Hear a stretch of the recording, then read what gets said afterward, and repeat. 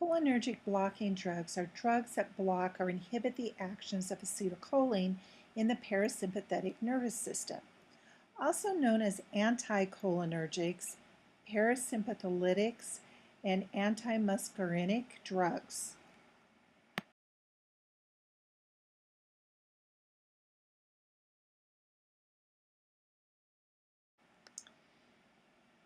These drugs are competitive antagonists. They compete with acetylcholine for binding at the muscarinic receptors in the parasympathetic nervous system. As a result, acetylcholine is unable to bind to the receptor site and cause a cholinergic effect. When these drugs bind to receptors, they inhibit nerve transmission at these receptors.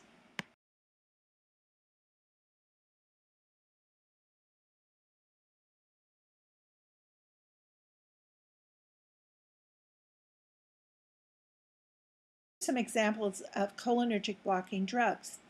Atropine. So think about when you have a cholinergic crisis, what drug do you give? Atropine, an anticholinergic drug or a cholinergic blocking drug. Dicyclamine, glycopyrrolate, or robinol, oxybutynin, or ditropan, scopolamine, or toldurodine or Detrol.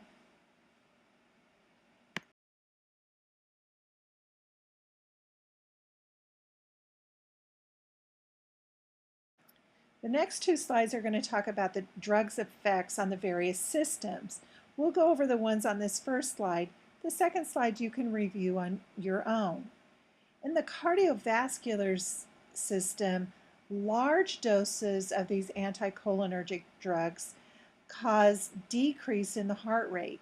Large doses cause an increase in heart rate.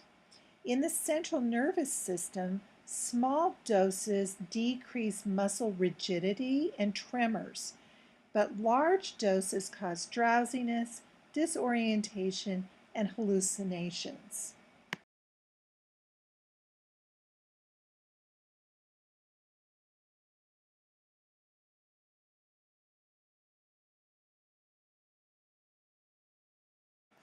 Here's your first question about these drugs.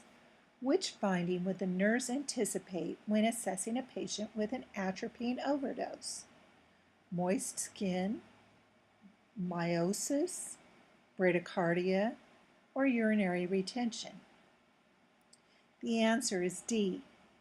Atropine overdose is manifested by flushing, dry skin, and mucous membranes, myhydrius, altered mental status, and fever. Other serious effects include sinus tachycardia, urinary retention, hypertension, hallucinations, and cardiovascular collapse. Activated charcoal is usually given along with supportive therapy for somebody with an atropine overdose.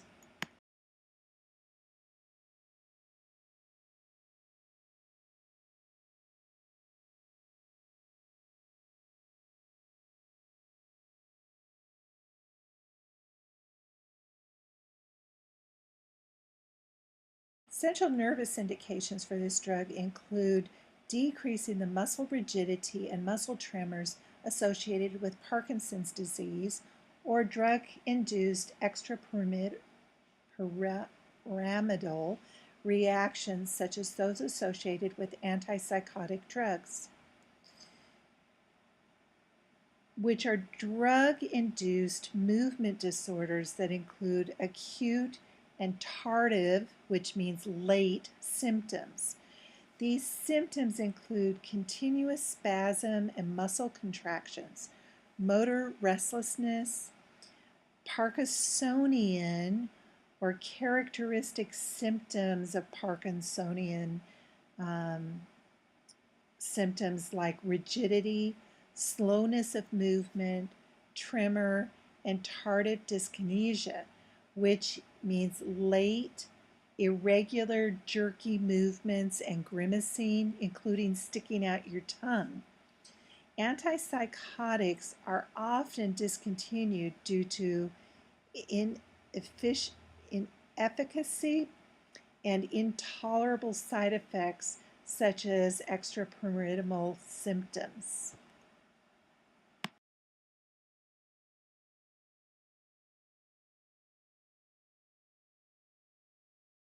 The cardiac indications are to affect the heart's conduction system. In low doses, it slows the heart rate, but in high doses, it blocks the inhibitory vagal effects on the sinoatrial, or SA, and atrioventricular, or AV, node pacemaker cells. This results in increased heart rate. This is often used as part of an intubation cocktail, or what we call rapid sequence intubation. The induction is done with ketamine or midazolam or propofol, atropine, and a neuromuscular blockers or paralytic blockers like dexamethasone, or pre-treatment with atropine to prevent bradycardia.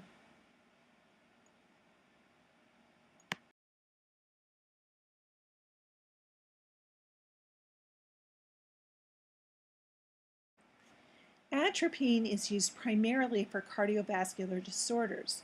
It's used to diagnose sinus node dysfunction.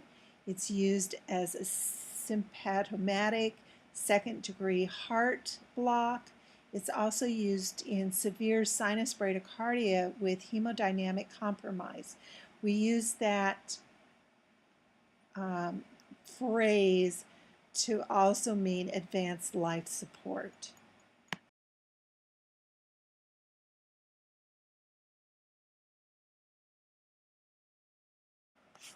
In the respiratory system, blocking the cholinergic stimulation of the parasympathetic nervous system allows unopposed action of the sympathetic nervous system.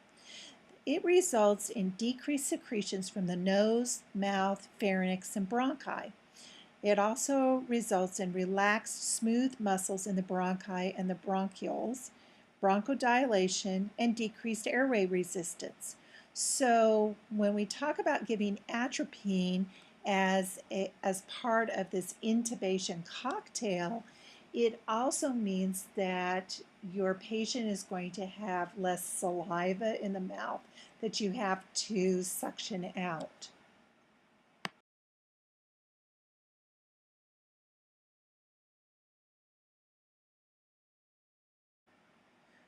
Other indications for the respiratory system is exercise-induced bronchospasms, chronic bronchitis, asthma, and chronic obstructive pulmonary disease.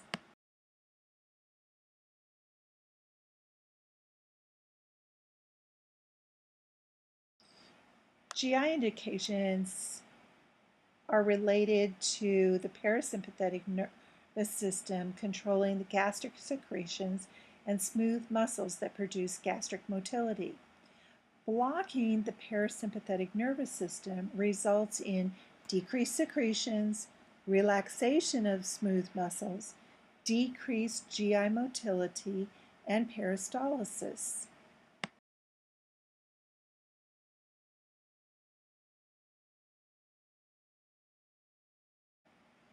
GI drugs are used to treat irritable bowel disease and GI hypersecretory states.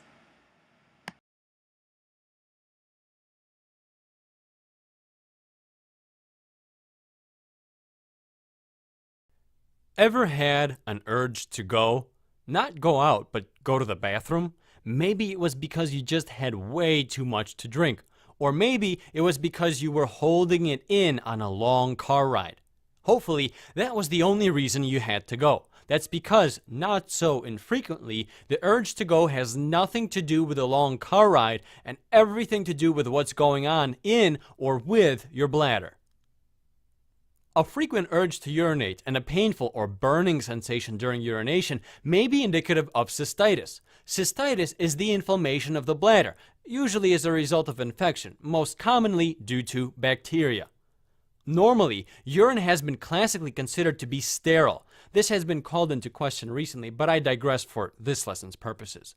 Meaning, there should be no bacteria in urine. But bacteria love the bladder. It's warm, wet, has delicious nutrients they use as food, and it's really dark, which helps protect the bacteria from sunlight that's trying to kill them. So, these bacteria want to survive and do their utmost to try to climb into the bladder by way of the urethra. The urethra is the tube coming out of your bladder that helps you empty urine out into the toilet bowl. If you drink enough water and the flow of urine isn't blocked by something like a stone, then the physical act of normal urination pushes bacteria out of the urethra before they get into the bladder, thereby preventing cystitis. Unfortunately, women are more prone to cystitis than men. There's more than one reason for this, including hormonal changes, but one reason is really simple to understand. The urethra is much shorter in women than in men for obvious anatomical differences. This means the bacteria have a much shorter and quicker route to the bladder than in men. The other easy to understand reason for why women are more predisposed to cystitis is because the location of the urethral opening is very close to the vagina and anus, where lots of bacteria are jumping at the chance to make their way into the bladder. But I don't want to pick on the ladies. I'm going to make them feel much better with one little tidbit. Cystitis predisposes people to bladder stone formation. Bladder stones need to make their way out through the urethra. This is very painful. If a woman has a stone that needs to be passed, it's much easier and quicker than it is for a man, since the urethra is so much shorter in women. So, while women may have it worse in one respect, it's actually way better when it comes down to some serious stuff like passing a stone. Men who eventually develop cystitis may also suffer from prostatitis, which is the inflammation of the prostate. In our case, this happens because bacteria making their way to the bladder through the urethra love to have a layover in the prostate. Prostatitis can be very painful and is often difficult to treat, especially when it occurs over and over again. The symptoms and signs I outlined, along with a urine test, can help diagnose cystitis. This condition is normally treated with antibiotics, which are drugs that kill bacteria. Okay, I think I picked on both sexes enough. Let's move on to another bladder problem for which antibiotics are unfortunately of no real use. If they were, it would be a much less inconvenient problem. This problem is known as neurogenic bladder. This is a bladder dysfunction stemming from neurological damage that causes flaccid or spastic bladder dysfunction. What I'm trying to say here is that any condition that causes the signaling from or to the bladder to go haywire will result in its dysfunction. These problems include a stroke, diabetes, a herniated disc, multiple sclerosis, Parkinson's, ALS, and alcohol abuse. When this nerve damage occurs, then it will cause the detrusor muscle, the muscle in the wall of the bladder, to malfunction. Normally, this muscle relaxes to allow the bladder to fill and contracts to squeeze the bladder and thereby expel the urine out. This nerve damage may also cause the urethral sphincters to malfunction. The urethral sphincters are two muscles that control the emptying of the bladder into the urethra. They are like a fist that closes the urethra shut to prevent urine outflow or opens to allow for urine to flow out of the bladder. To simulate how they work together, you can imagine the bladder is like a balloon full of water, and the urethra is like a straw connected to it. If you squeeze the balloon, this simulates the contraction of the detrusor muscle. If you clamp down on the end of the straw nearer the balloon, this stimulates the urethral sphincter, closing down the outflow of urine from the bladder, even if the bladder is full. In the flaccid, aka hypotonic or underactive neurogenic bladder, the detrusor muscle can't contract very well, if at all. This means the bladder is full of urine, but the person may not feel it's full because of sensory nerve damage. Because the bladder can't contract, the bladder empties when it overflows or gets too full of urine. This results in the constant dribbling of urine. The other type of neurogenic bladder is spastic, aka overactive or hyperreflexive neurogenic bladder.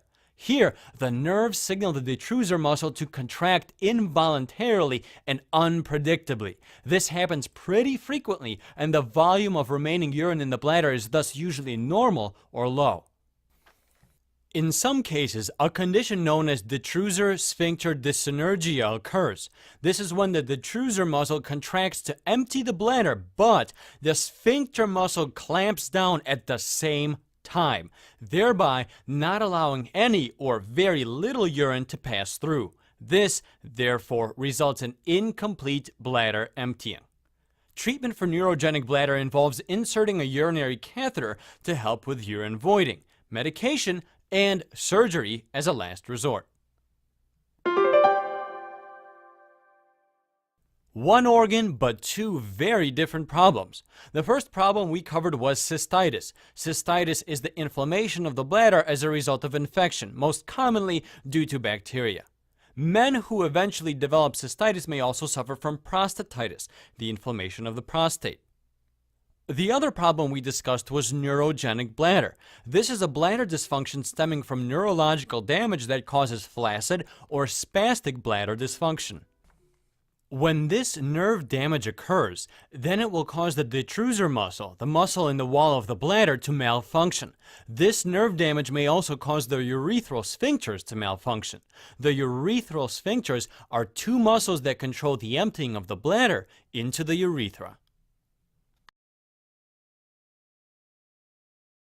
GI indications include reflux, neurogenic bladder, and incontinence. I'm hoping that this little video is going to play as part of your video that you're watching, but just in case it doesn't, it talks about neurogenic bladder and incontinence.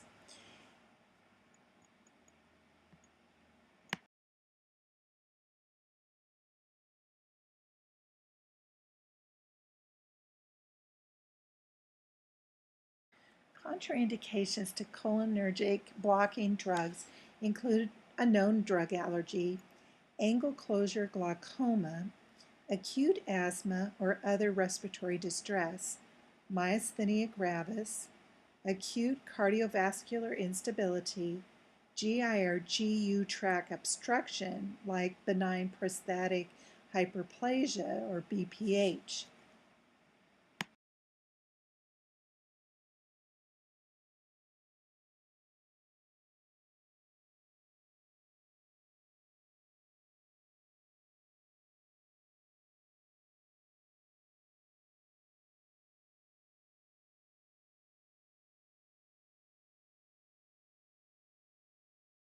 So, toxicity and overdose will require symptomatic and supportive therapy, continuous electrocardiographic monitoring, activated charcoal, treatment for shock, and physostigmine.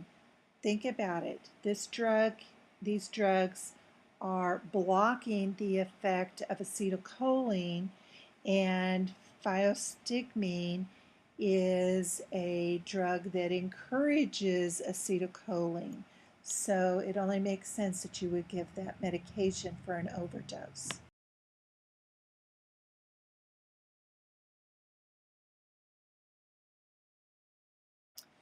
Bentol is a synthetic antispasmodic cholinergic blocker. Its use is for functional disturbances of GI motility such as irritable bowel syndrome. Contraindications include known hypersensitivity to anticholinergics, angle closure glaucoma, GI tract obstruction, myasthenia gravis, paralytic ileus, GI atony, and toxic megacolon. I want you to start to notice that these contraindications keep reappearing because these drugs have the same effect over and over and over. Again, notice the similarities and then notice the things that are a little off.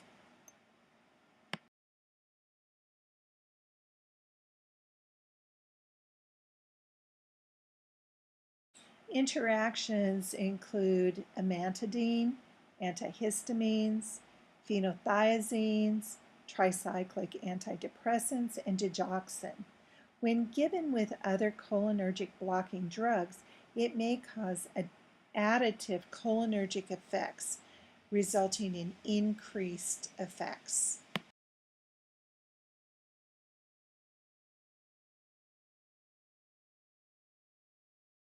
So here's your question.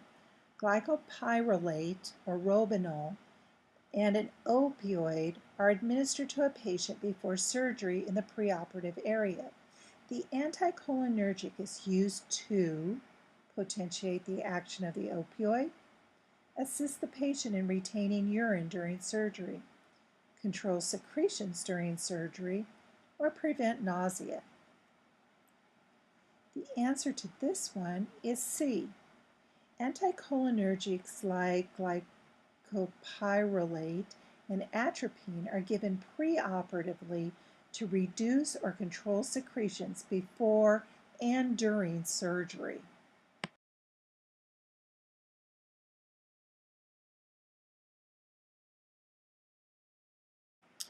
Rubenol is a synthetic antimuscarinic drug. It blocks receptor sites in the autonomic nervous system that control the production of secretions. So its use is preoperatively to reduce salivation and excessive secretions in the respiratory and GI tracts. The contraindications include hypersensitivity, angle closure glaucoma, myasthenia gravis, GI or GU tract obstruction, tachycardia, myocardial ischemia, hepatic disease, ulcerative colitis, and toxic megacolon.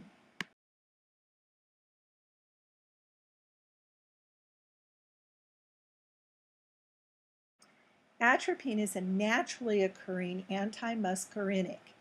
Its uses is for bradycardia, ventricular asystole, an antidote for anticholinesterase inhibitor toxicity or poisoning, and preoperatively to reduce salivation and GI secretions. Contraindications, these should start sounding familiar about now: angle closure glaucoma, advanced hepatic and renal dysfunction, hiatal hernia associated with reflux esophagitis, intestinal atony, obstructive GI or GU conditions, and severe ulcerative colitis.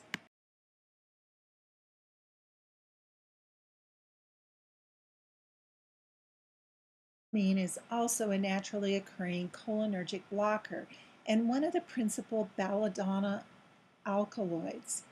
Its use is prevention of motion sickness and to help prevent postoperative and post-anesthesia nausea and vomiting.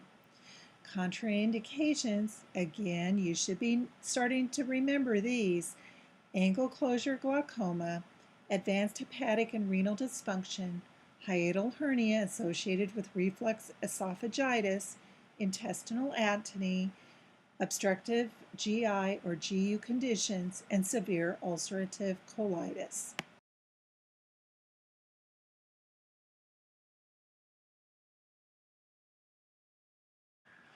Adverse effects of scopolamine include drowsiness, dry mouth, and blurred vision. Using scopolamine with CNS depressants or alcohol may increase the sedation that's associated with it. Ask anybody who's taken this because they needed help with motion sickness, and they'll tell you how dry their mouth became.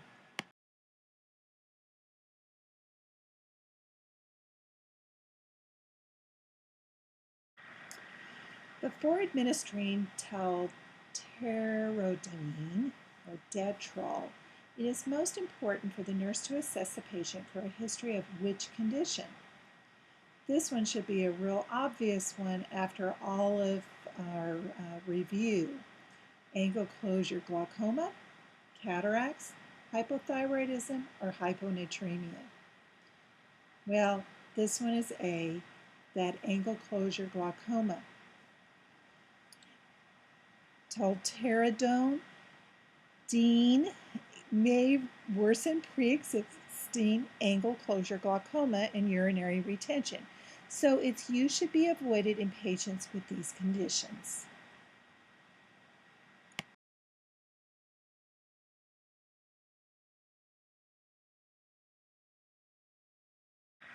Oxybutynin, or ditropam, is a synthetic antimuscarinic drug. Its uses is for overactive bladder and antispasmodic for neurogenic bladder associated with spinal cord injuries and congenital conditions such as spina bifida. It's contraindicated if there's a drug allergy, urinary or gastric retention, and uncontrolled angle closure glaucoma.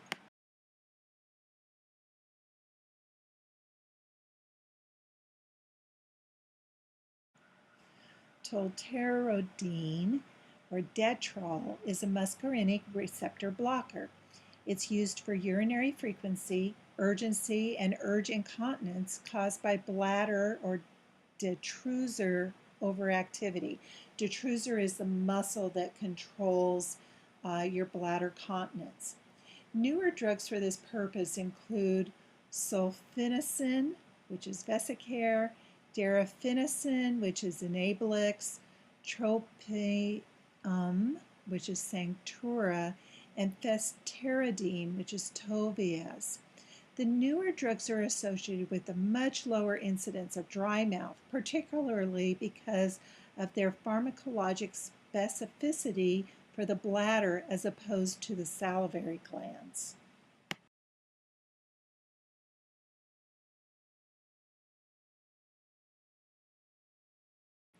Mirabegron is used to treat overactive bladder. It's a beta-3 agonist, and it represents a new class of therapy for this condition. It does not have the same side effects as other drugs that are used to treat overactive bladder.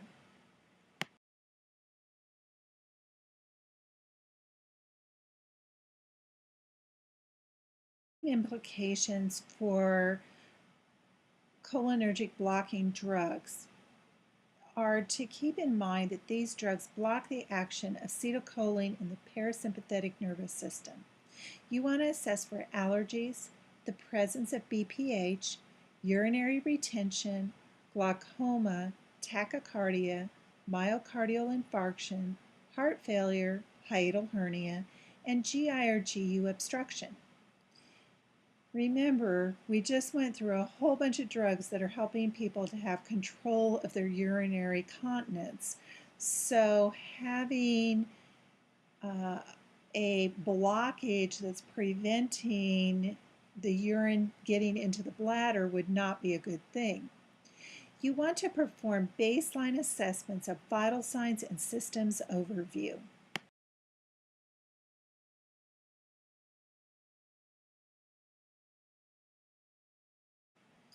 Medication should be taken exactly as prescribed to have the maximum therapeutic effect. Overdosing can cause life-threatening problems. Blurred vision will cause problems with driving and operating machinery, so this should be done with caution.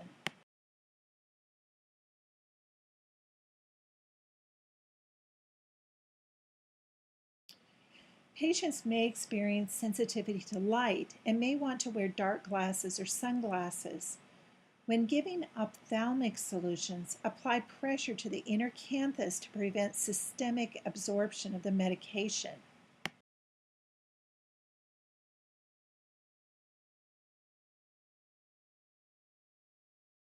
Dry mouth may occur and can be handled by chewing gum, frequent mouth care, and hard candy. Patients should check with the physician before taking any other medications, including over-the-counter medications. The antidote for atropine overdose is physiostigmine.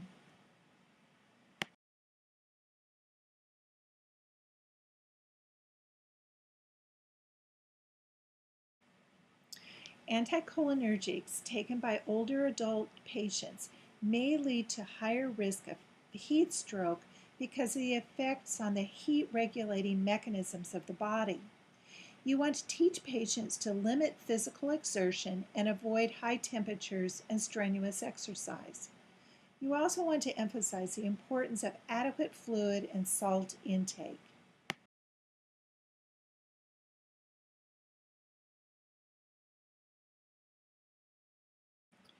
Patients should report the following symptoms to their physician: urinary hesitancy or retention, constipation, tachycardia, palpitations, tremors, confusion, sedation, hallucinations, and decreased sweating, leading to hot, dry skin.